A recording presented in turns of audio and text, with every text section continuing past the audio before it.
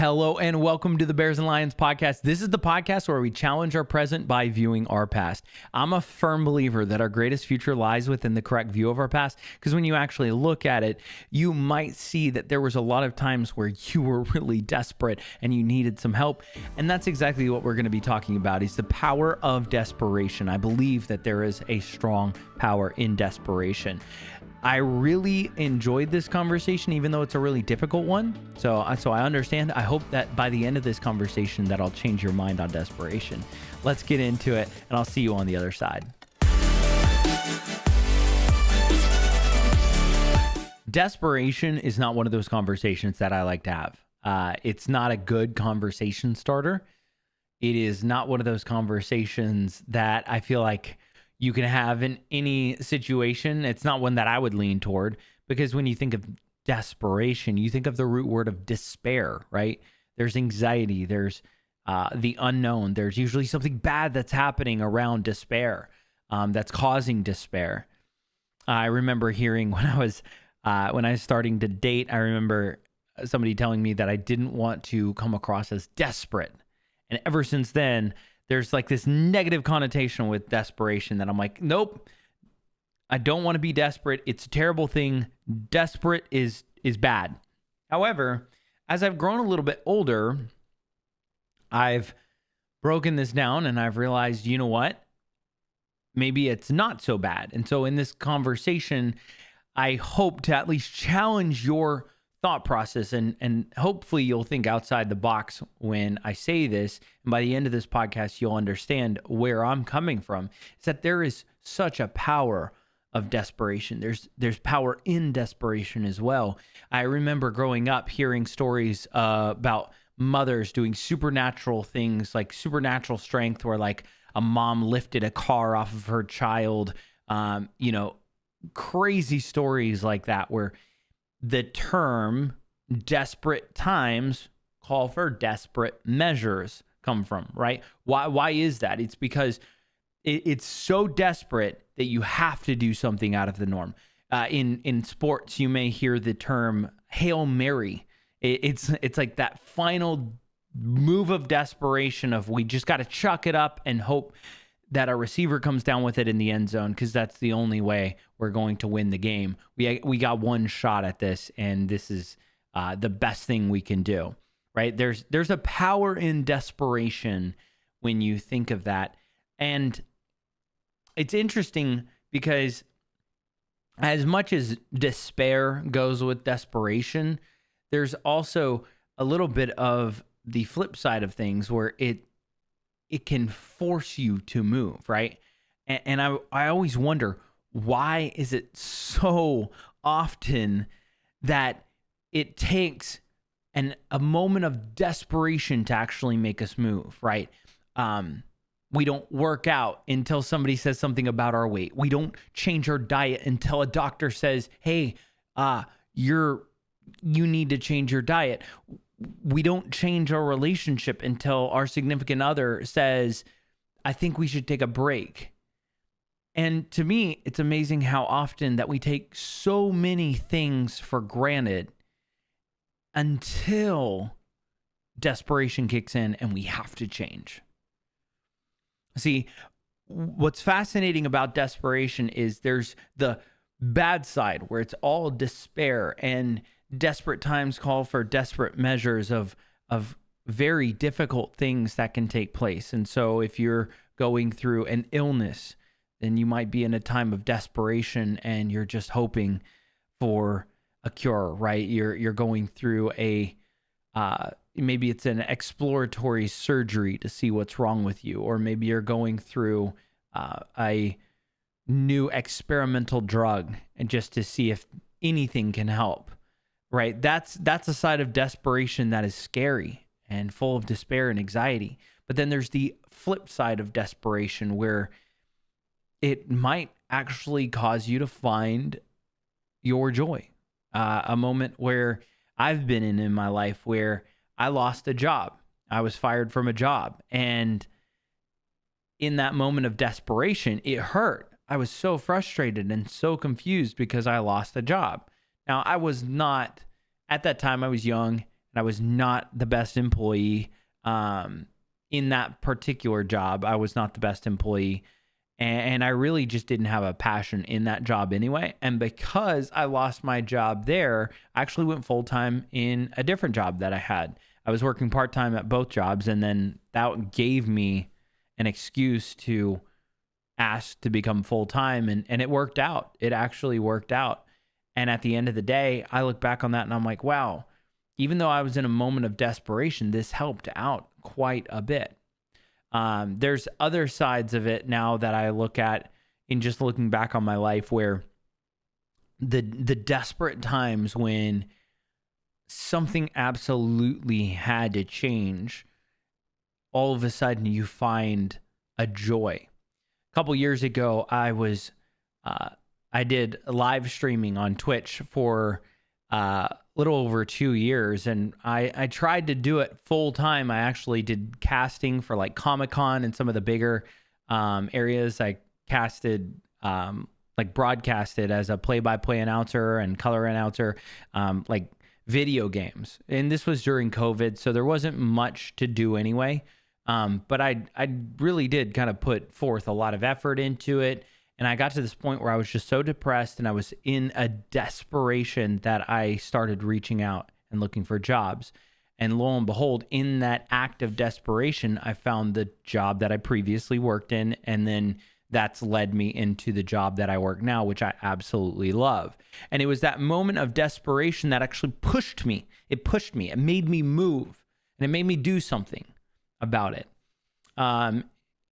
That is the side of desperation that I want you to think about. What are some of the things in your life that you are desperate to change? Is it because you're single still? Is it because you don't like the way you look in the mirror? Is it because you know that you could change your diet? Or are there things in your life that you are actually desperate in, and you need to lean into that desperation and say, you know what, I need to make a change because of this. And I think there is a power in desperation by leaning into it and saying, yes, I am desperate here. And desperate times call for desperate measures. I've talked about this on the podcast before. It's called the region beta paradox. And I heard it originally from Chris Williamson in his podcast, Modern Wisdom, which I absolutely love. I'm so inspired by that podcast. I learn a lot from it.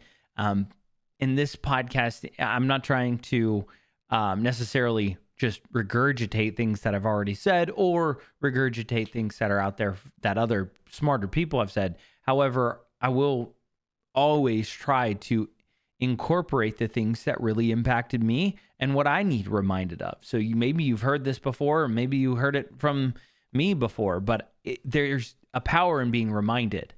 And I really hope that it'll trigger some thoughts, because what the region beta paradox is that it's as an example, if you had to go 1 mile, you would walk it and it would take about 15 minutes. But if you had to go 2 miles, you would drive it and it would take you about 5 minutes. So it would actually be better for you and for your time if it was 2 miles that you had to go. If it was a little bit worse, it would actually be better for you, because then you would just drive it and it would enact change. But since it's only 1 mile, it's a walkable distance, and it's going to take you 15 minutes, you're going to walk there. Real quick, I just want to say thank you for listening to the podcast. A lot of you know I post the audio version on Spotify and iTunes. Some of you may not know that I post the video version of this podcast on YouTube. And in 2024, I'm really focused on building the community engagement as well as the brand of the Bears and Lions podcast. So if you would do me a favor and just really quick, go hit like and subscribe on that YouTube. Share this podcast with a friend. It'll just take you a few moments to share it with your social media, and it would mean the absolute world to me. Thank you so much for listening. Now let's get back to the conversation. In the same way as another example of what the region beta paradox is, it's when somebody's in a job that they dislike, they're not passionate about, but it's not a bad job. It's just a lot of bad things happen at that job that make it unfulfilling and unsatisfying. And so that person will just stay in that job and they'll say, it's not that bad. But if one extra bad thing added to it, then that would force that person to go look for a job that they actually might love and find a passion about. Just like the story I told earlier about myself, is that it got bad enough to where I actually changed. And that's a part of the region beta paradox, right? It would actually behoove you if things were worse than if things remained the same, because right now it's justifiable. It's the relationship where you don't love that person anymore. It's the relationship where they don't love you anymore. And you just kind of stick around with each other because it's more comfortable and easier than going through a breakup or having to hash things out. And you kind of, maybe you fight, once a week, or you fight once a month, and it's really bad for a few days, but then it just kind of gets whatever. And then you just kind of move on about your day, and you just kind of sit in that for a little bit longer. And you just keep justifying and saying, it's not that bad, it's not abusive, and it's not, too crazy. It's not like other relationships I've seen that have exploded, but I'm just unhappy right now. And one day maybe I'll wake up and it'll all be better. And you just keep telling yourself for months and months until eventually it does blow up and it gets bad enough where desperation kicks in, and then you have to change. That's the region beta paradox. And I think we stay in the gray areas so that we can justify everything and never ever change, right? Because in the end, I think we value that comfort over growth, right? It can hurt to build muscle, right? It can hurt to change your habits, and sometimes it'll feel like you're losing people. But a lot of times, those people weren't meant to stay in your life for that amount of time anyway. They were just there for a moment to help you move forward where you were. There's a reason it's called growing pains, right? I think it's really interesting that we will constantly try to avoid pain, even though that pain will take us to a better place or become better people, I should say. And when I think of the region beta paradox and I think of desperation, this is what I've started doing in my life. Is there's a lot of scary things that are happening. I mentioned a podcast or two ago that my car broke down and I had to buy a new car. There's a lot going on around there. And yes, it's on the one side, it's, wow, I have a new car. But on the other side, it's a whole nother bill that I wasn't prepared for. There's car payments. There's still debt payments that I'm trying to make, that I'm trying to stay out of debt. And here I'm going deeper in debt. There's still aspects of it where I'm not fully out of training yet in my job. So I'm still on the training salary. I'm not on the full salary. I'm on the training salary.